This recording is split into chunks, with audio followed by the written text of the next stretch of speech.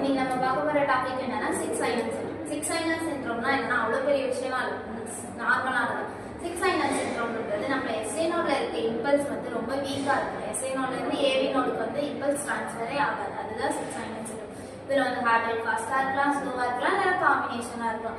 அடுத்து உங்களுக்கு ஒரு கொஸ்டின் வரலாம், ஏட்ரியல் ஃபிப்ரிலேஷன் இதுதானே, சிக்ஸ் ஐலண்ட் சிண்ட்ரோமும் இதுதானே.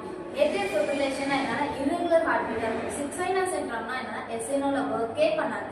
அடுத்து உங்களுக்கு ஒரு கொஸ்டின், ஏவி பிளாக்குக்கும் எஸ்ஏனோ சிக்ஸ் ஐலண்ட் சிண்ட்ரோம்ஸ்க்கும் என்ன டிஃபரன்ஸ் உங்களுக்கு ஆன்சர் தெரிஞ்சா கமெண்ட் பண்ணுங்க. பார்க்க போறோம்னா காசஸ்ல வந்து genetic, injury in SA node, electrical roots or breakdown in SA node, muscular dystrophy. Symptoms வந்து fainting, shortness of breath, lightheadedness, heart palpitation, breathing difficulty. பார்க்க போறோம்னா ரிஸ்க் ஃபேக்டர்ஸ் வந்து age, heart surgery, metabolic problem, rheumatic fever, medication such as calcium channel blockers, beta blocker. இப்போ அடுத்து நம்ம பார்க்க போகிறது complication என்னென்ன வரணும்னா heart failure, fainting, less of ability.